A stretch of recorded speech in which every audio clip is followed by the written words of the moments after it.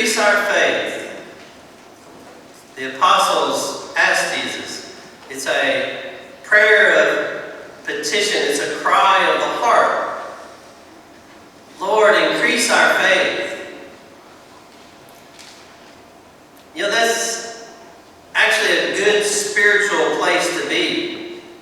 One, to recognize where we're lacking. And then two, to know to whom to go. They recognize that they need greater faith. And they also understand the person to go to ask for that increase, that deeper faith, greater faith is Jesus himself. So in response, Jesus gives them, in a way, two teachings. First, he says, well, if you had faith the size of a mustard seed's a little tiny seed. So if you had a tiny bit of faith, he says, you're able to do amazing things. Or rather, God is able to do amazing things through you.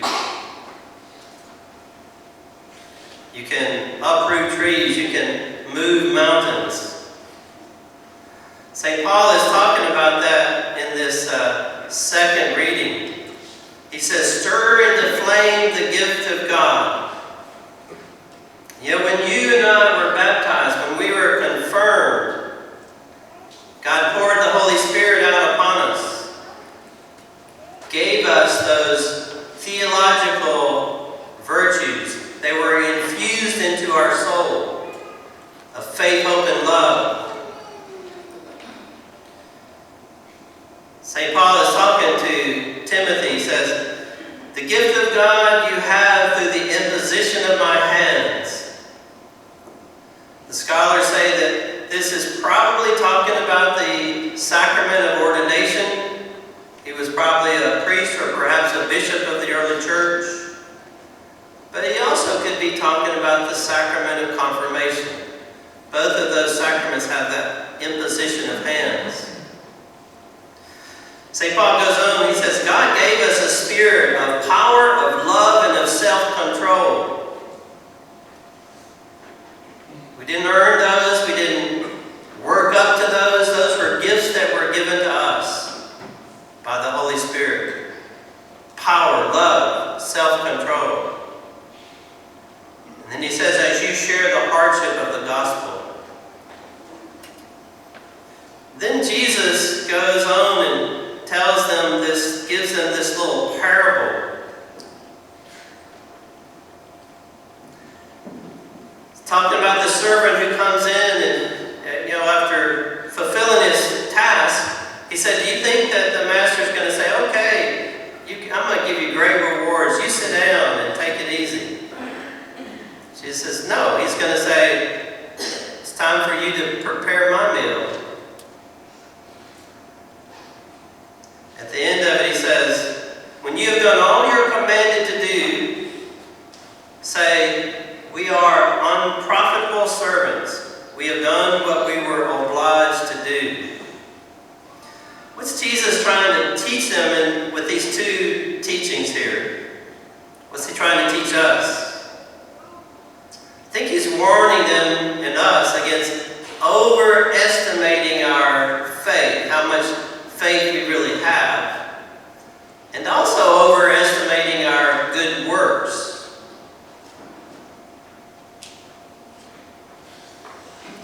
Faith is trusting surrender to the Father.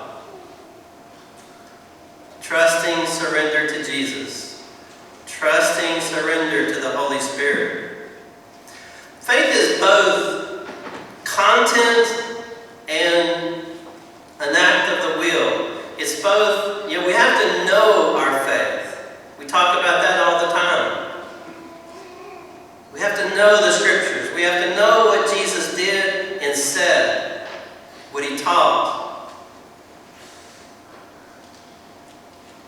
But then faith is above all an act of the heart. It's a trusting surrender of our life. saying that my life is not ultimately in my control, it's in God's control. And I like that. I love that. I trust in that. See, all throughout our lives, I do this, you do this. We say to God, my life is in your hands, Lord. Except for, or unless this happens. See, we're always making these little caveats in our faith walk. My life is in your hands, as long as it's not an inconvenience. We do that. That's always going on in the back of our mind. We give God our life, and then we're taking little bits and pieces back in different ways.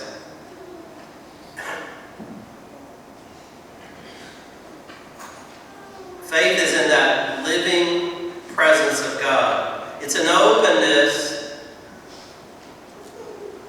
to what God will reveal to us, to what He wills to do. It's an openness to what God invites us to become. We have to give up that control to turn our lives over to God. Is God part of our life project, or are we part of God's great design, of God's project?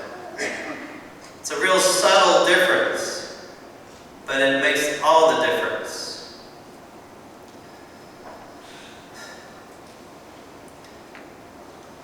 I was thinking about the great saints that help us to understand this gift of faith because of the way they lived it out. This week we're going to celebrate St. Francis of Assisi. Yesterday we celebrated St. Teresa the Little Flower. St. Francis heard God speaking to him say, "Rebuild my church." When that happened, he was praying before a crucifix in an abandoned church that had fallen down. So St. Francis thought, well, God's telling me to rebuild this little church here. So he started going around collecting stones to rebuild that little church. And he did. He rebuilt that little church. And then people started seeing him do this and wanted to help him out. And they began this little group praying together, trying to rebuild this little church. Later when he goes to the Pope to ask for permission to start his little group there that became known as the Franciscans, the Pope had a dream. He saw the facade of St. John Lateran Church. That's the oldest church, one of the oldest churches in Rome. It's really the cathedral of the Pope. St. Peter's is not really the cathedral of the Pope. The Pope is the Bishop of Rome. The Cathedral of Rome is St. John Lateran. He saw the front of St. John Lateran collapsing, falling over. And in his dream, he saw this little man dressed in a beggar's outfit, is what the habit later became, sackcloth with a rope around it. Saw this beggar suddenly rise up into this giant figure and put the front of the church back up and hold it up there. St. Francis was called to rebuild the church. Not the way he really originally understood. You think about it today, there are various arms of the Franciscan movement. 800 years later, the Franciscans throughout the world continue to rebuild the church. That little seed of faith of Francis to do what God asked of him became this giant movement that affects our church and our world today. And if you looked at the list of all the Franciscan saints, you would be totally amazed. St. Teresa the Little Flower, one of the most popular saints You know, her mom and dad have been declared saints over these last few years. She came from a family of faith, a family of people that surrendered their lives, their life project completely to God. I was also thinking about here at St. Mary's pretty soon we're going to start beginning preparation for our Christmas Partners program. That started as a little seed of faith when Jim Wilson wanted to got some people at work together to help a family who wouldn't be able to have Christmas without some additional assistance. They went and bought some gifts to help the children of that family have a Christmas. That little seed of faith that God placed on his heart to help this one family has grown into now at St. Mary's every Christmas we help almost 1,000 children have a better Christmas. You know, yesterday we had the first of the Eucharistic revivals that's going to take place around the Diocese of Memphis. Bishop David Talley came here. Father Robert Cesuro is the head of the Office of Worship and also the Office of Vocations for the diocese. Father Cesuro gave a little teaching on the theology of the Eucharist, and our bishop gave a wonderful homily reflection on the great gift that the Eucharist is. We had adoration, we had music, we had confession. It was a beautiful morning. A lot of you were able to be here, but a lot of you were not here.